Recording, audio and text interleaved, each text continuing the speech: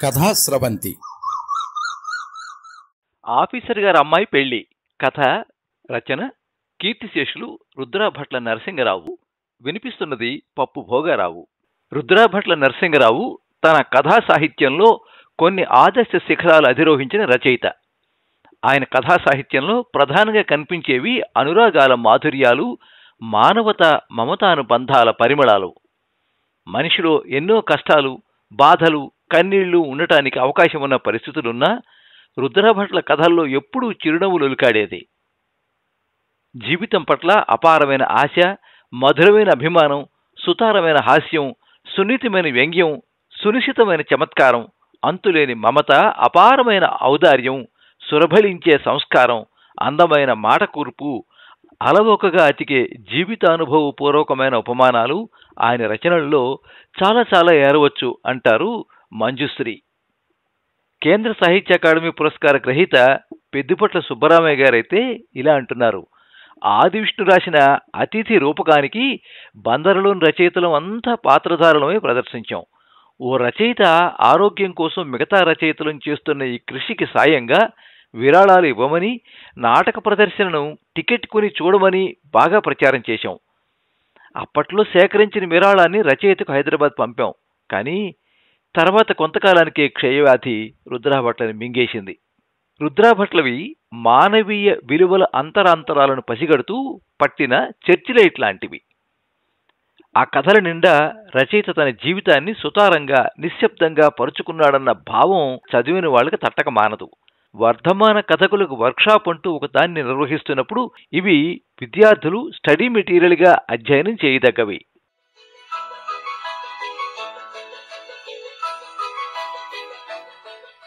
పెద్దవాళ్లు పిలుచుకునేందుకు వీలుగాను, కుర్రతరం వాళ్ళకి బాగుండేలాగాను ఆలోచించి పెట్టిన పేరుగల సీతా కళ్యాణి అనే అమ్మాయికి, ఇంట్లో శశి అని, కాలేజీలో స్నేహితురాల చేత రేఖ అని పిలువబడే శశిరేఖ అనే అమ్మాయికి మధ్య దాదాపు 10 ఏళ్ల కాలంలో నడిచిన ఉత్తరాలను విరగ్గొట్టి తేల్చిన అవక్షేపం ఈ కథ.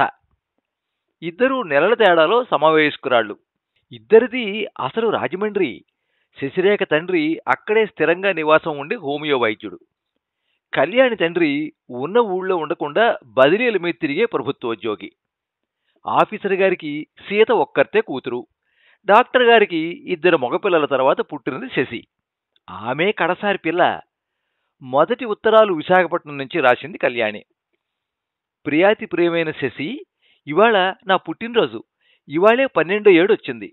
నీకింకా రాదులేవే, నాకు తెలుసు. ఇంకా 3 నెలలు పోవాలి నీ పుట్టినరోజు రావడానికి. నా కిందటి పుట్టినరోజు ఎంతో సరదాగా గడిపాం కదూ ఇద్దరం. నువ్వు నేను కలిసి ఆ రోజు సినిమాకు కూడా వెళ్ళాం. ఇక్కడికొచ్చి 4 నెలలైంది. నాకు ఈ ఊరు మాత్రం ఏమీ బాగులేదు. నాకు మన రాజమండ్రియే బాగుంటుంది. గోదావరి అది ఉంది. మెయిన్ రోడ్డు ఎంతో విశాలంగా ఉంటుంది. ఊరు మధ్యలో గోదావరి స్టేషను. ఇలా ఎక్కడో పై దేశాలలో ఉంటుందని నాన్నగారు చెబుతూ ఉంటారు. నాన్నగారికి రాజమండ్రి అంటే ఎంత అభిమానమో చెప్పలేం. ఆయన పుట్టింది కూడా అక్కడేగా. పోనీ మన ఊళ్ళో గోదావరి ఉంటే ఇక్కడ సముద్రం ఉందనుకో. కానీ సముద్రం అంటే నాకు అంత ఇష్టం లేదు. గోదావరికైతే అవతలి ఒడ్డు కనబడుతూ ఉంటుంది. అవతలి ఒడ్డునున్న కొవ్వూరు చూస్తూ ఉంటే ఎంత బాగుంటుంది. ఎంత మేర నీళ్లున్నా పర్వాలేదు కానీ ఆ పక్క మళ్ళీ ఊళ్ళు ప్రజలు కనపడాలి. విశాఖపట్నానికి తిన్నగా ఏమీ లేవా ఊళ్ళు అని నాన్నగారిని అడిగాను. బర్మా ఉందిగా అన్నారు. దేశపటం చూపించారు. కానీ మనకి కనబడకపోతే అంత ఇదిగా ఉండదు సుమా. ఇది అంటే ఇక్కడ సంతృప్తి. ఈ ఇదికి చాలా అర్థాలున్నాయట అమ్మ చెప్పింది. అమ్మకి తెలియదుట, ఎక్కడో చదివేనంది. సరస్వతి హాలు డాబా గార్డెన్స్ వాళ్ళు వాళ్ల కోసం కట్టించుకున్నట్టు ఉంటుందని, పూర్ణ హాలు అసలు ఎక్కడుందో లోపలికి ఎలా వెళ్లాలో తెలియదని రాసింది. కొన్ని ఉత్తరాలలో చూసిన సినిమాల కథలుండేవి. బొమ్మల కొలువు వర్ణన ఉన్న ఉత్తరం ఆ ఏడు దసరాలో రాసింది. ఆ ఏడు బొమ్మల కొలువు పెట్టడానికి ఉత్సాహం లేకపోయినా అమ్మ బలవంతం మీద పెట్టానంది. తర్వాత ఉత్తరాలలో బొమ్మల కొలువు మానేశానంది. పెద్ద ఆసుపత్రి ఏకంగా ఒక పేటంత ఉందండి. ఆసుపత్రిలో ఒక రోడ్డు మీద నుంచి లోపలికి వెళ్ళి ఎక్కడికో మేడ మీదకి వెళ్ళినట్టు మెట్లన్నీ ఎక్కి ముందుకు వెళ్తే అవతల వైపు మళ్ళీ ఆసుపత్రిలోని మరో రోడ్డు మీదకే వస్తాం. నాకు సరదా వేసి మళ్ళీ అటు నుంచి ఇటు వచ్చాను.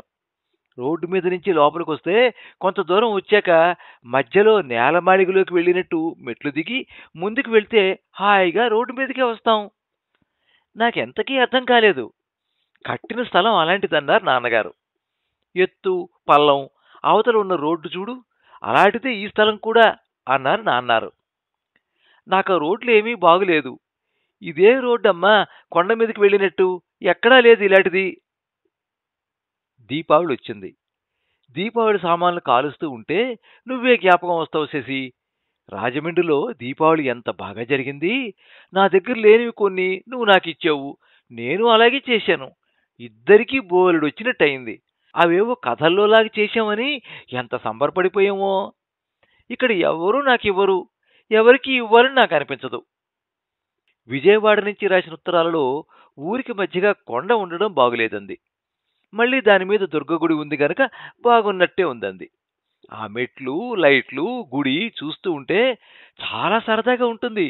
అమ్మ, నేను ఎక్కి వెళ్ళాం. వీళ్ళ నాన్నగారికి మా రాజమండ్రి బదిలీ చేయించు తల్లి అని అమ్మ దండం పెట్టింది. నేను దండం పెట్టాను. కృష్ణా బ్యారేజీ నాకు మామూలు వంతెనలాగే కనపడింది. అప్పటికి ఆ అమ్మాయికి 14 ఏళ్ళు. హైదరాబాద్లో కొన్నాళ్ళు, బందరులో కొన్నాళ్ళు కూడా వాళ్ళు ఉన్నట్టు తర్వాత ఉత్తరాల వల్ల తెలుస్తుంది. మనసు బాగులేని సీతా కళ్యాణికి చార్మినార్ మసీదు కన్నా గొప్పగా కనపడదు. సాలార్జంగ్ మ్యూజియంలోని వస్తువుల కన్నా ఆ మ్యూజియం పెట్టిన ఇల్లు చాలా బాగుందంది. వెళ్ళేటప్పుడు మెట్లెక్కి వెళతామా, వచ్చేటప్పుడు ఒక్క మెట్టు దిగక్కర్లేకుండా మరోవైపు చక్కగా రోడ్డు మీదకి వచ్చేస్తాం. మధ్యలో ఎక్కడో హాల్లో దిగుతాం కదా, మర్చిపోయావా అన్నారు నాన్నగారు. నా వింత చూసి ఆయనకి ఒకటే నవ్వు. విశాఖపట్నం ఆసుపత్రిలోలాగే అనుకో అంటూ తేడా ఏమిటో వివరించింది. మ్యూజియంలో పలహారశాల, బాత్రూంలు ఇవన్నీ ఉండడం చూస్తే వింతగా ఉంది నాకు. ఇంట్లోనే అవి ఉన్నట్టు అనిపించింది. అవి అక్కడ ఉన్నట్టు మాకు ముందు తెలియదు. నువ్వు రావే శశి, నువ్వు వస్తే హైదరాబాద్ అంతా ఇద్దరం కలిసి చూడొచ్చు. నాకొక్కర్తికి అంత తిరగాలనిపించడం లేదు. ఎక్కడో తురకర దేశంలో ఉన్నట్టు ఉంటుంది ఇక్కడ. బందరులో తండ్రి 2 ఏళ్లే ఉద్యోగం చేసినా తను 4 ఏళ్లు ఉంది సీతా కళ్యాణి. హెచ్ఎస్సి పూర్తి చేసి హైదరాబాద్లో కాలేజీలో చేరుదాం అనుకుంటోంది ఇంకా తను. ఇంతలో ఆయనకి బదిలీ అవుతుందేమో అనుకున్నారు. ఆగస్టులో బదిలీ అయింది. వెంటనే మకాం మార్చారు. కష్టం మీద జాతీయ కళాశాలలో ప్రవేశం దొరికింది ఆమెకు. హిందూ కాలేజీ బాగుంటుంది. ఇది ఊరికి ఒక కొసని ఉంది. ఆఫీసుకి దగ్గర కదా అని ఈడేపల్లిలో ఇల్లు కుదిర్చారు నాన్నగారు. రోజు రిక్షా మీద వెళ్ళాలి కాలేజీకి. హైదరాబాద్లోలా 2 బస్సులు మారి వెళ్లవలసిన బాధ మాత్రం ఇక్కడ తప్పింది. ఇంటర్ అయిన కొన్నాళ్లకే మళ్లీ ట్రాన్స్ఫర్ నాన్నగారికి. ఈసారి ఏదో అధ్వాన్నపు అడవిలాంటి కాలనీకిట. కుటుంబాన్ని బందరులో వదిలేసి వెళ్లారు నాన్నగారు. రాజమండ్రిలో ఉండగా కూడా అలాగే జరిగిందిగా కొంతకాలం. బిఏ పూర్తి చేసి సీతా కళ్యాణి ఆ కాలనీకి వస్తుంది. ఆ కాలనీలో ఊళ్ళో లేని చెట్టు లేదుట. నేను నీలా సైన్స్ గ్రూప్ తీసుకుని బాటనీయనే చదివాను కాదే శశి అంది కళ్యాణి. మనిద్దరం ఒకచోటే ఉండి కలిసి చదువుకుంటే ఒక్క గ్రూపే తీసుకునేవాళ్ళం కదూ అని వాపోయింది. ఇళ్లలో కూడా అశోక, బూరుగు, యూకలిప్టస్, పున్నాగ, పత్తి మొదలైన చెట్లు, వాటితో పాటు మనం ఎరిగిన ఎర్రగన్నేరు, వేపలాంటి చెట్లు పెంచుతారట. అశోక, పత్తి తప్ప మిగతావన్నీ మా క్వార్టర్స్లోనే ఉన్నాయంది. నాకు ఆ చెట్ల కిందికి వెళ్తే దిగులుగా ఉంటుందంది. అసలే చిన్నప్పటి నుంచి ఒంటరిదాన్నేమో, ఇన్ని చెట్లున్న ఇంట్లో ఉంటే ఎక్కడో అడవిలో పారేసినట్టు ఉంటుంది. పొద్దున్నే డ్రైవర్ వచ్చినప్పుడు అతనికి తాళాలిస్తూ 1-2 మాటలు మాట్లాడతాను. అతను కొత్తపేట వాడుట. రాజమండ్రి వారు కదా అని నాన్నగారి దగ్గర వేయించుకున్నాడట. చూశావా, చిన్నప్పుడు కొత్తపేట అంటే రాజమండ్రిలోదే అనుకునేవాళ్ళం. అదో ఊరని చెప్పింది మరో పిల్ల. మనకెంత నవ్వు వచ్చిందో అప్పుడు. జీపు బుర్రుమంటూ వెళ్ళిపోతే ఇక బిక్కు బిక్కుమంటూ ఉంటుంది. నౌకరున్నాడు. అతని పేరు మాలకొండయ్య. అది ఓ గ్రామదేవత పేరేంట. అతని మాట నాకు సరిగా తెలియదు. ఇక్కడి మాట అదొక ఘోష. పైగా నౌకరుతో మాటలేమిటే, చిన్నతనం కాకపోతే అంటుంది అమ్మ. మేమున్న వీధికి కూరలు తెచ్చేది ఒక్కడే మనిషి. సైకిల్ మీద అన్ని రకాల కూరలు తలో కొన్ని తెస్తాడు. 4 కూరల పేరు ముందు కేకేసి కొంత దూరం పోనిచ్చి మరో 4 కూరల పేరు కేక పెడతాడు. అదో పాటలాగా. సొరకాయలు, వంకాయలు, బీరకాయలు, అరటికాయలు, ఆలుగడ్డ, చామగడ్డ, ఉల్లిగడ్డ, టమాటా అంటూ. గడ్డలేమిటో మన వైపు వేడి చేసి వేసిన కురుపుల్ని గడ్డలంటాం. ఈ దుంపల్ని వాటిని గడ్డలంటూ ఉంటే వాటిని తినబుద్ధి కూడా కాదు. హైదరాబాద్లో కూరగాయలు అని ఒకటే కేక పెడతారు. మొదట్లో ఊరగాయలు అనుకునేదాన్ని. అవి అమ్ముతారుగా, వాటినేమో ఊరగాయ పచ్చళ్ళు అంటారు. ఆవకాయ పచ్చడి, నిమ్మకాయ పచ్చడి అంటూ ఉంటే ఆవ రాసుకున్నట్టు ఉంటుంది వీళ్ళ తెలుగు మాట వింటూ ఉంటే. పత్రికలు, పుస్తకాలు దొరికినవి దొరుకుతాయి, చదివినవి చదువుతాను, లేనివి లేవు. మన రాజమండ్రి మీద రాసిన పుస్తకం చదివేవా నువ్వు?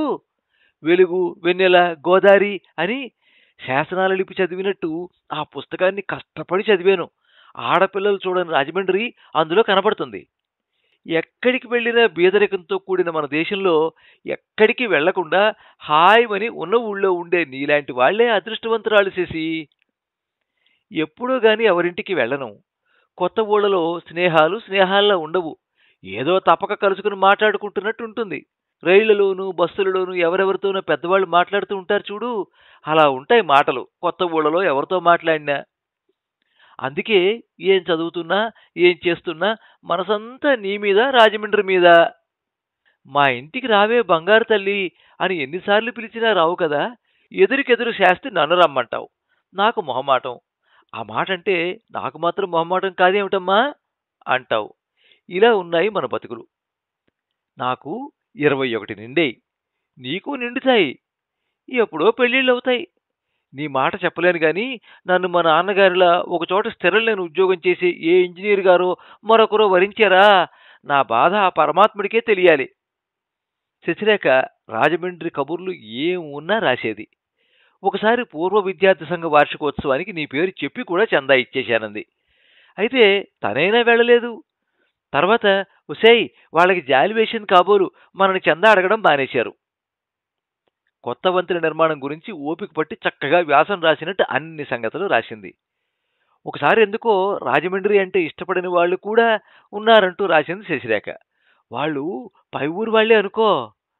మొన్న ఒక అమ్మాయి ఇంటికి వెళ్ళాను. వాళ్ళ పెరటి గోడకి పైగా బళ్ళు మనుషులు వెడుతుంటే చూపించింది ఆ అమ్మాయి. ఈ ఇళ్ళు ఇంత పల్లల్లో రోడ్డుకి దిగువ ఎందుకు కట్టారు చెప్పమా? ఈ ఇళ్లలో ఎలా ఉండడం? ఇందుకే మీ రాజమండ్రి నుంచి ఎప్పుడు వెళ్ళిపోతాం అన్నట్టు ఉంటుంది మాకు అని చెప్పుకుంది. అప్పుడు నువ్వే జ్ఞాపకం వచ్చావు. వాళ్ళది అనకాపల్లిట. ఆఖరికి ఒక ఉత్తరంలో ఓ గొప్ప విశేషం ఉందే అమ్మాయి అని కేక వేసి చెబుతున్నట్టు రాసింది. కవరులో శశిరేఖ పెద్దన్నయ్య ఫోటో ఒకటి ఉంది. ఎప్పుడూ చిన్నప్పుడు చూసింది అతన్ని కళ్యాణి. గుర్తుపట్టడం కష్టమే, చాలా బాగున్నాడు. ఇక విశేషం ఏమిటంటే అతను ఆమె ఉత్తరాలను చూశాడు. ఆసక్తి పడి అడిగితే తనే చూపించింది. పెద్దన్నయ్యకి నువ్వు జ్ఞాపకం ఉన్నావు, పరికిణీ జాకెట్టు పిల్లగానే అనుకో. అయితేనే నీ మీద వాడికి ఎంతో ప్రేమ. నీ ఉత్తరాలు చూసి అన్నయ్య కరిగిపోయాడు. తల్లి తండ్రి ఉన్నా ఎంత ఒంటరిదానిలా బాధపడుతూ ఉంటుంది మీ కళ్యాణి అన్నాడు. తనకొక ఆలోచన వచ్చిందట. తనింక ఉద్యోగం చెయ్యడు, రాజమండ్రిలోనే స్థిరంగా ఉండిపోతాడు. వ్యాపారం చేస్తాడు. పుస్తకాల షాపు, సాహిత్యం, సంగీతం, తదితర పుస్తకాలు అన్నీ ఉంటాయి. నీకు అభ్యంతరం లేకపోతే అది వాడి మాట, అభ్యంతరం ఉన్నా సరే అన్నది నా మాట.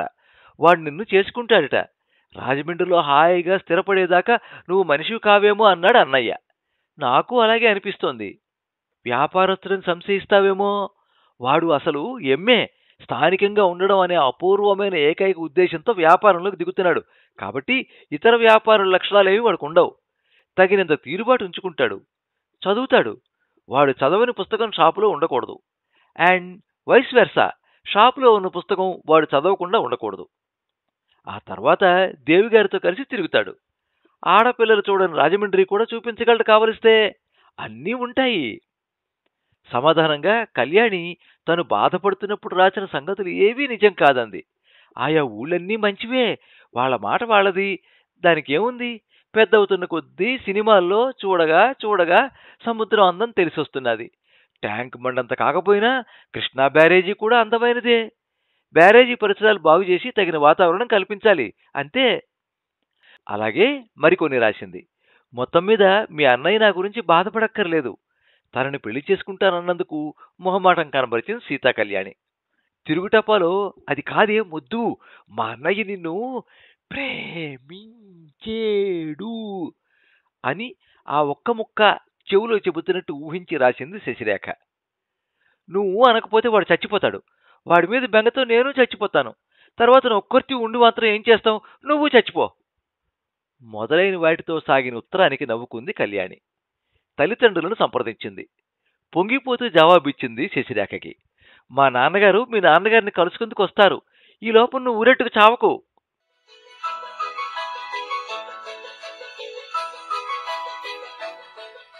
మీరింతవరకు ఆఫీసర్ గారి అమ్మాయి పెళ్లి కథ విన్నారు. రచన కీర్తిశేషులు రుద్రభట్ల నరసింగరావు. వినిపించింది పప్పు భోగారావు. ఈ కథ ఆంధ్రజ్యోతి సచిత్ర వారపత్రిక 1977 సంవత్సరం జూన్ 17వ తేదీ సంచికలో ప్రచురించబడి కథానిలయం నుంచి సేకరించబడింది. ఈ వీడియోని లైక్ చేయండి, మీ మిత్రులందరికీ షేర్ చేయండి. ఇలాంటి మరిన్ని మంచి కథలు వినిపించడానికి ఈ ఛానల్ని సబ్స్క్రైబ్ చేసుకోండి. పక్కనే ఉండే బెల్ ఐకాన్ని క్లిక్ చేస్తే ఇలా అప్లోడ్ చేసే వీడియోల వివరాలన్నీ కూడా మీకు ఎప్పటికప్పుడు నోటిఫికేషన్ ద్వారా తెలుస్తాయి. ఎప్పుడు మీ అభిమానాన్ని కోరుకునే పప్పు భోగారావు. సర్వే జనాః సుఖినో భవంతు. కథా స్రవంతి.